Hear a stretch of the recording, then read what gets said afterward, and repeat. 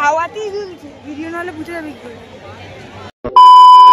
Hello everyone, আমার নতুন একটা ভ্লগে তোমাদের অনেক অনেক স্বাগত। তো তোমরা তো থাম্বনেল আর টাইটেল দেখে বুঝে গেছো যে আজকের ভ্লগটা কী নিয়ে হতে চলেছে। তো আমরা এখন যাচ্ছি প্রেম মন্দিরে। আর তোমরা যারা আগের পার্টটা দেখোনি, আমি ডিসক্রিপশানে লিঙ্ক দিয়ে রাখবো, তো তোমরা ওখান থেকে গিয়ে চেক আউট করে আসতে পারো। তো আমরা এখন আছি বৃন্দাবনে, আর এখন আমরা এসেছি হচ্ছে প্রেম মন্দির। আর তোমরা তো দেখতেই পাচ্ছ যে প্রেম মন্দির থেকে শুরু করে প্রেম মন্দিরের গেটে, রাস্তাঘাটে কতটা পরিমাণে ভিড় আছে। আমার তো মনে হয় এখানে 1-2 কোটি লোক তো থাকবেই, কারণ এতটা পরিমাণে ভিড় ছিল। যাই হোক, প্রেম মন্দিরে ঢুকেই আমরা আগে চারপাশটাকে ঘুরে দেখছিলাম, আর প্রথমেই এসেছিলাম এইখানটাতে। তো এখানে দেখতেই পাচ্ছ যে কালিয়ানাগের ওপরে উঠে কৃষ্ণ নাচ করছে। তো এটা তো তোমরা সবাই জানো। আর গোটা প্রেম মন্দিরটা জুড়েই শ্রীকৃষ্ণের নানা কাহিনী দেখানো হয়েছে। উনি সারা জীবনে যা যা করেছিলেন সব কিছুই মোটামুটি তুলে ধরা হয়েছে। সেগুলো তো তোমরা ভিডিওতে আস্তে আস্তে দেখতেই পাবে।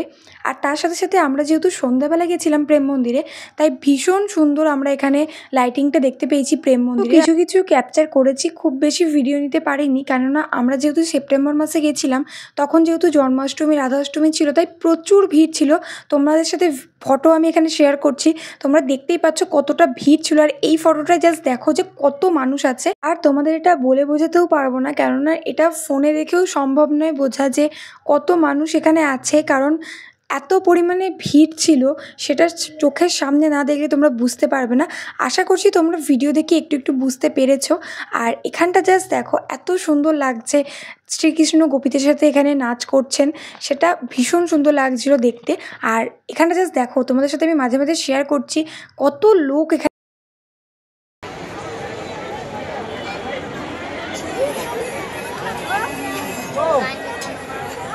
পরে করবে।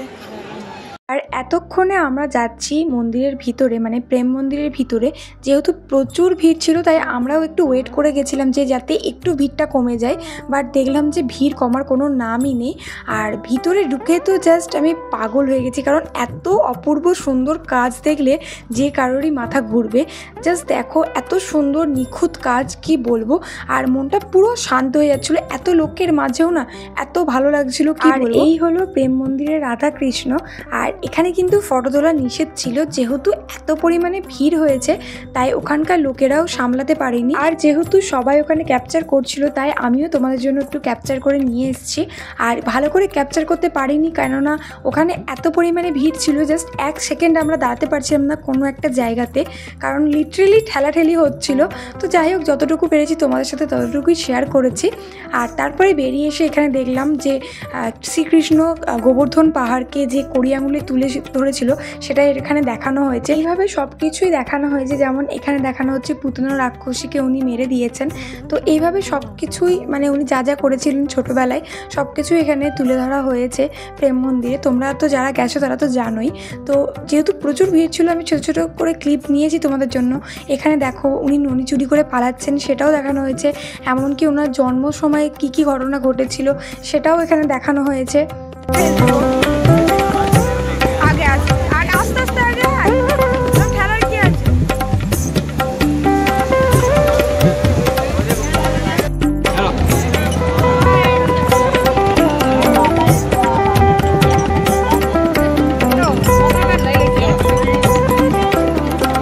প্রেম মন্দিরে সবথেকে অবাক করার বিষয় হচ্ছে এটা, তোমরা দেখতেই পাচ্ছ যে দোলনাটা দুলছে। তোমরা এখন বলতেই পারো যে হাওয়ায় দুলছে, বাট বিশ্বাস করো ওখানে না এক ফোঁটা হাওয়া ছিল না। তোমরা আশেপাশের গাছগুলো দেখলেও বুঝতে পারবে যে গাছগুলোও একটা পাতাও নড়ছে না। বাট তুমি দেখো যে যে জায়গাটাতে রাধাকৃষ্ণ আছে, সেই জায়গাটাতেই শুধু ওখানটা মানে পাতাগুলো নড়ছে বা দোলনাটা দুলছে। তো এটা সবথেকে বেস্ট পার্ট ছিল। এখন আমরা ওখান থেকে বেরিয়ে গেছি মন্দির থেকে, আর আমরা মন্দিরের কাছাকাছিই আছি। তো যেহেতু প্রচুর ভিড় ছিল আর প্রচুর গরম ছিল, তাই আমরা একটু আইসক্রিম খাচ্ছিলাম।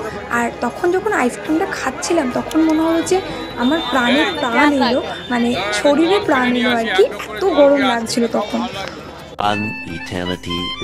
এখন আমরা চলে এসেছি হোটেলে, আর আমি এখানে গুছিয়ে রেখে দিয়েছি পরের দিন কি কি পরবো না পরবো। আর আমি এখানে ফ্রেশও হয়ে গেছি, অনেকক্ষণই এসেছি, মাঝে কিছু আর তোমাদের সাথে শেয়ার করা হয়নি। তো পরের দিন আবার খুব তাড়াতাড়ি উঠতে হবে, তাই এখানে তাড়াতাড়ি শুয়ে পড়বো আমরা।